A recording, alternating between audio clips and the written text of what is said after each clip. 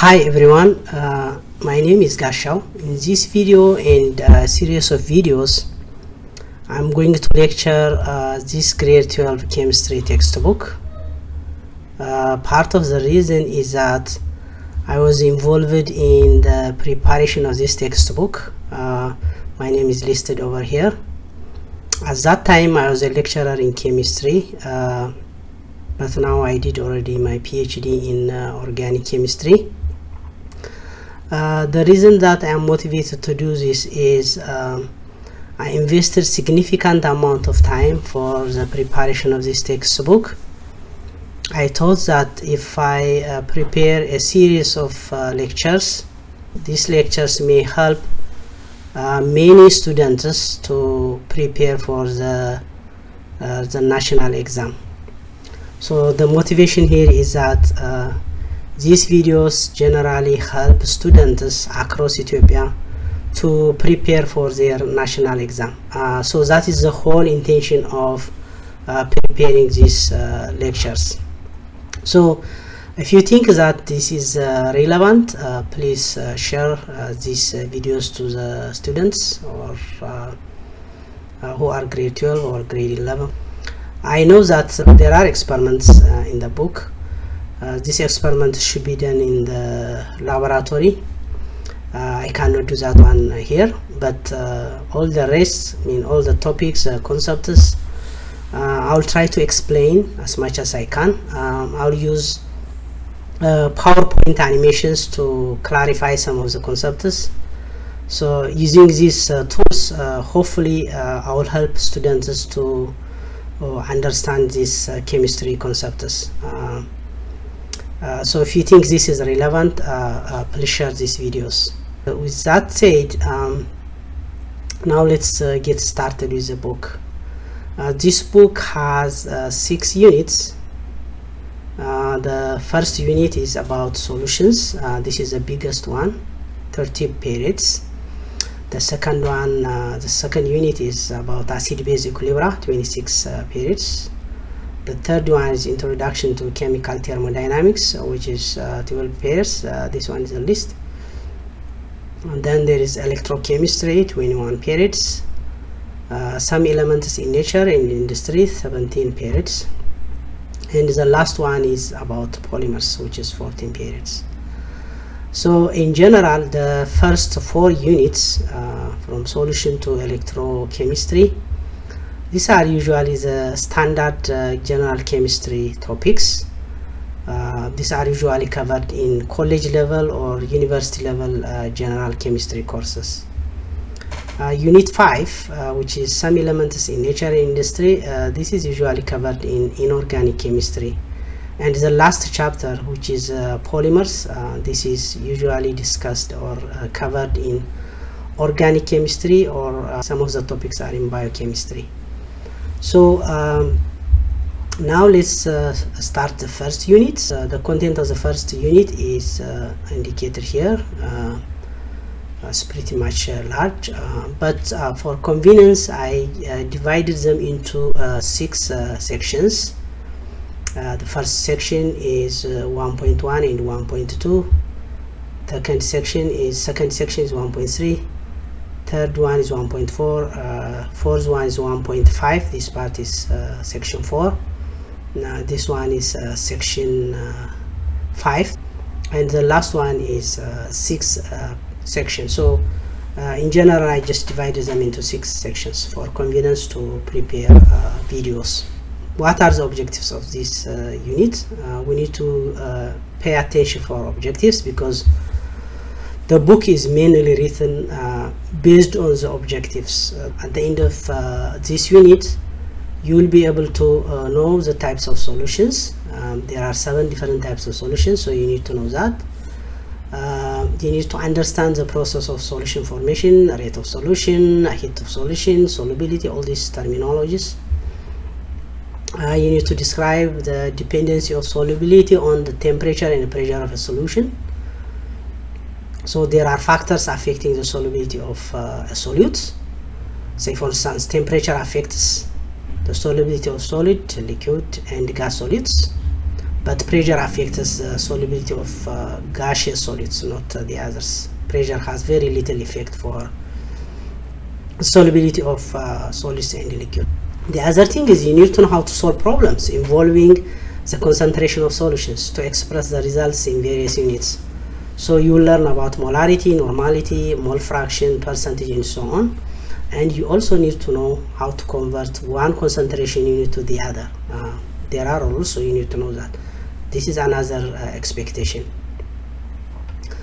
The other expectation is you need to know about the three types of solutions: unsaturated, saturated, and supersaturated solutions, and you need to explain them using the concept of equilibria. So that's another expectation. The other expectation is you need to know how to prepare solutions. You need to know the required concentration by dissolving either a solid or diluting a concentrated solution. So solutions are prepared either by weighing solids or by using stock solutions and dilute them to the desired concentration. So this is another important expectation. So as I said, the book is written based on these expectations. Another objective is you need to understand the relationship between colligative properties of solutions and how to solve problems involving colligative properties of solutions.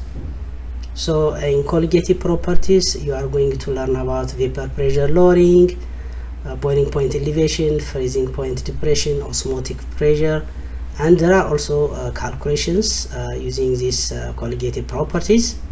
So you need to handle that kind of problems after finishing this unit.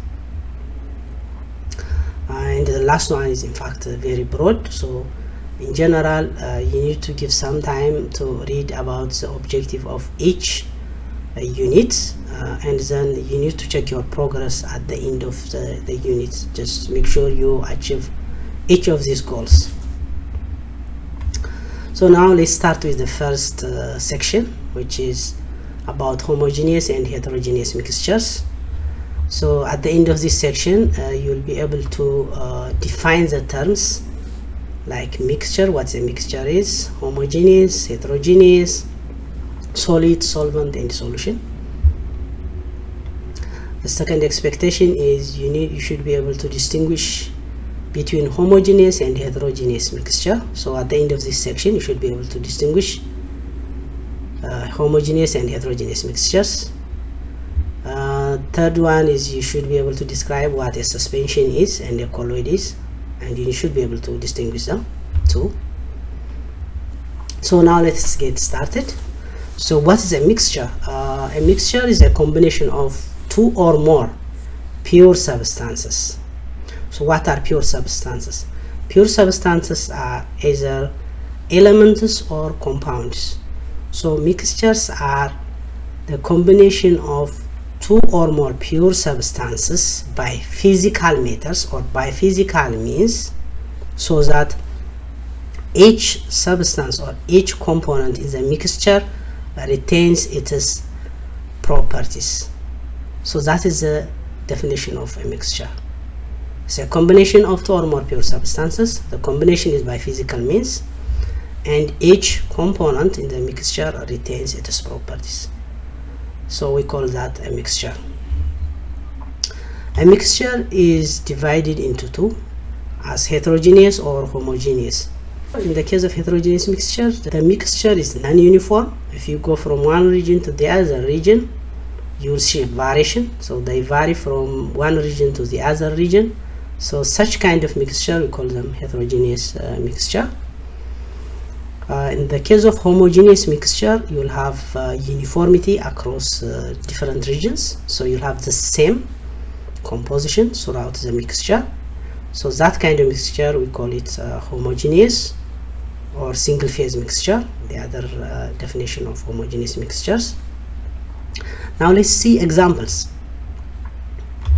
If you look at these rocks, right, so you'll see different colors. The color around this area is completely different from this one or this one. So which means the composition of this rock varies from region to region. So because of that, this rock is a heterogeneous mixture. The same is true for this one. If you look at this mixture, it's a yellow.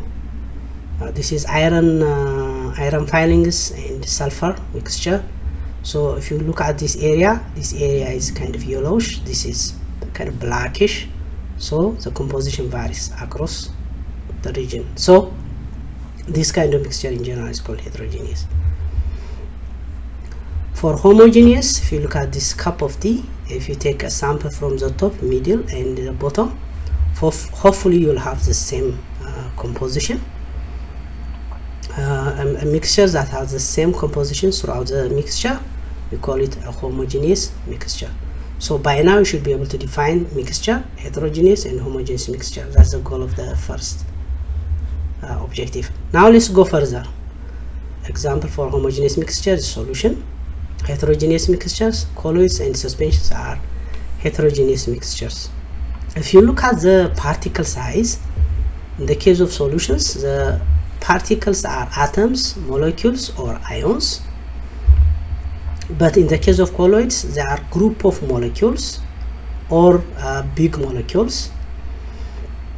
So generally the size is bigger than that of atoms, molecules or ions in the case of solution. But in colloids they are bigger than that. They are aggregates. But in the case of suspensions, even bigger. So the particles are much bigger than that of colloids. Because of this large size, gravity can pull them down, so they can settle out from the mixture. Okay, they can settle out from the mixture.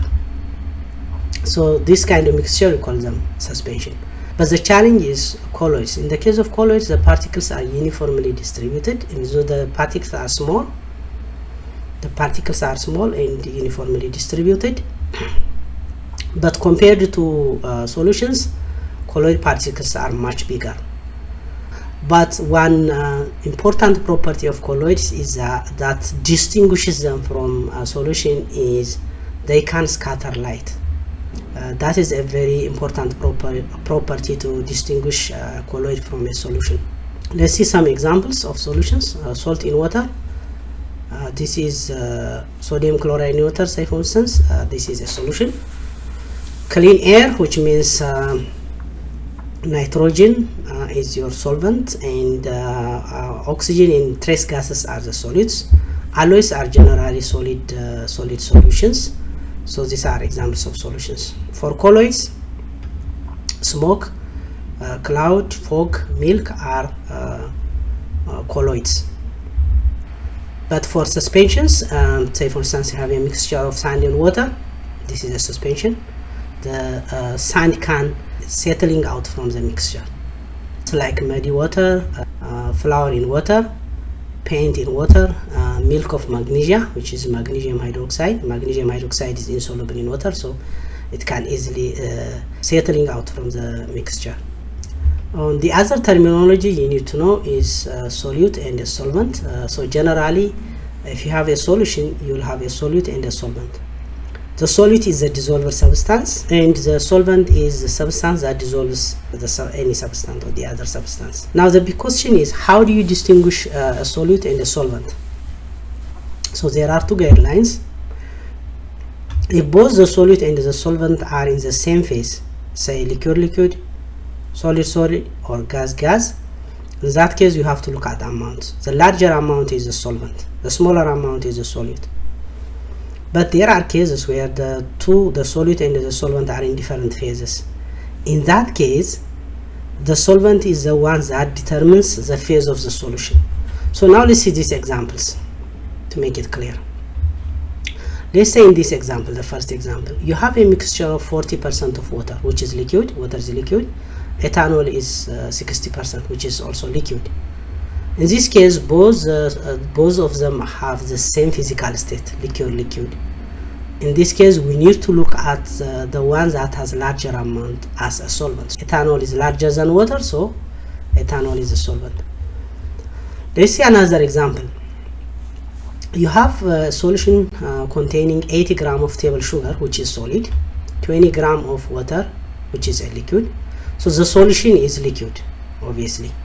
So in that case, even though table sugar is larger, the solvent is water, because water determines the physical state of the solution. Okay, now let's summarize solution, colloids, and suspensions based on their properties. So if you look at the particle size, generally solutions contain atoms, ions, and molecules. They are very, very tiny, small. They are invisible. Colloids, relatively, they contain larger molecules or aggregates of molecules or ions. Suspensions, they are even larger aggregates. They are bigger than that of colloids. Because of this reason, let's see the next property. Particles settle out upon standing. Yeah, because of this reason, suspensions can settle out upon standing, but colloids and solutions do not settle out upon standing. Okay. The other property that we want to see is filtration. You can filter suspensions, but you cannot do for colloids and solutions, because the particles are tiny. They can pass through the filter paper in the case of solution in colloids. Another property is light scattering. In this case, both colloids, most of the time colloids they can scatter light. In addition, suspensions may also scatter, or they may be opaque. So because of this reason, colloids and suspension can scatter light, but solutions are transparent to light. So these are the important properties, and this table is very useful to distinguish solution, colloids, and suspensions based on their properties. So now let's move to the next subtopic, which is about solutions, types of solutions. So at the end of this section, you will be able to explain the different types of solutions. There are 7 different types of solution. I'll show you in a table. Give examples for each type of solution. Yeah, I have a table, so I'll show you that one. And there is another objective which says after a visit to a nearby Goldsmith. So we cannot achieve this one here. This should be achieved in school, unfortunately. So this part will not be achieved in this lecture. So now let's see the 7 types of solutions. So if the solvent is gas, you will have only one type of solid, which is gas. Okay, an example for that is air. Air is a gas mixture. Nitrogen is a solvent. Oxygen and the trace gas are the solids. But if you have a liquid solvent, you will have 3 different types of solids. You may have a gas, a liquid, or a solid solute. So in the first case, you will have a gas liquid solution. That's soda water is an example. In soda water, you have carbon dioxide dissolved in water. Carbon dioxide is a solute, water is a solvent. In the case of liquid solution, you have ethanol water. Ethanol is liquid dissolved in liquid. So this is a liquid solution. Solid liquid solution, this is sugar in water is a good example. You can have also salt in water. So solid liquid solutions are very common too. The other case, if you have a solid as a solvent, you will have 3 possibilities like that of liquid. You can have gas solids, a liquid solid, or a solid. So in that case, you will have 3 different types of solution. Hydrogen in palladium is a gas in solid solution. Mercury in silver and tin. Mercury is liquid. Silver and tin are solid. So dental amalgam is a liquid solid solution. Solid solutions are very common in the case of alloys. So alloys are solid solutions. So these are the 7 different types of solution. You can give more examples, but these are the 7 different types of solutions. Okay, now let's finish this section by solving review questions. So classify each of the following mixtures as a homogeneous or heterogeneous mixture. Oil and water. B is table salt in water. C, iron filings and sulfur. D, water and methanol. So pause this video, give your answers, and then check the answer by playing the video again. Okay, so for A, oil and water, they are immiscible liquids. Oil is liquid, water is liquid. They are immiscible, so they are heterogeneous. Table salt in water, table salt dissolves in water completely, obviously, so it is a homogeneous mixture. Iron filings and sulfur, both are solids, they are heterogeneous mixture. Water and methanol, both are liquids, they are miscible to each other, so they are homogeneous. This is a homogeneous mixture. Classify each of the following as a colloid or a suspension. A, cloud, milk of magnesia. B, C, mixture of chalk powder and water. D, smoke. So pause the video and give your answers. So once you finish, just play the video to see the answer. Okay, so A, cloud is a colloid. Milk of magnesia is suspension. We saw this in the example. Mixture of chalk powder and water. This is a suspension because chalk is calcium carbonate, which is insoluble in water, so it's a suspension. D, smoke is a colloid. Question number 3, write solid solvent pair in each of the following solutions. A, clean air. B, hydrogen and palladium. C, a mixture of 70% ethanol and 30% water. So as usual, just pause the video, give your answers, and once you finish, play the video. Yeah, in clean air, the solvent is nitrogen because it is 78%. The solute, oxygen, 21%, and the trace gases are solids. In the case of B, hydrogen is solute, palladium is the solvent. In the case of C, in this case you have to look at amount. This is a mixture of 70% ethanol and 30% water. If the solute and the solvent are the same physical state, we have to look at amount.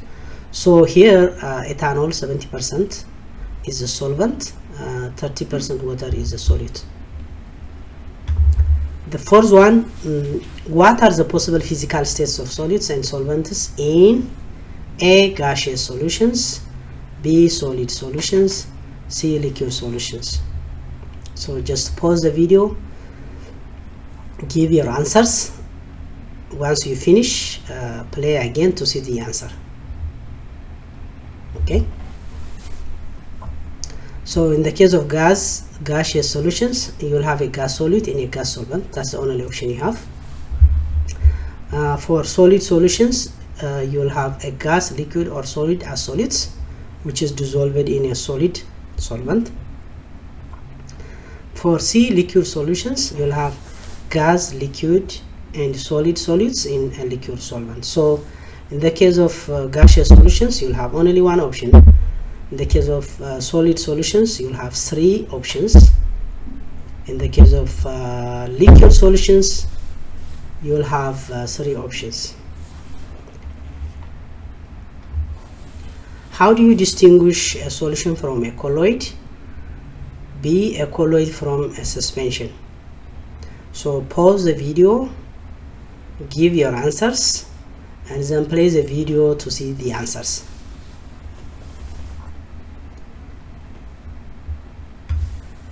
So the answer is to distinguish a colloid from a solution or a solution from a colloid is just use a light beam. So a colloid can scatter lights. It has a Tyndall effect, but a solution is transparent. So using a light beam, you can distinguish a solution from a colloid or a colloid from a solution. How about for a colloid from a suspension? That is pretty much easy, because in suspensions you have very large particles.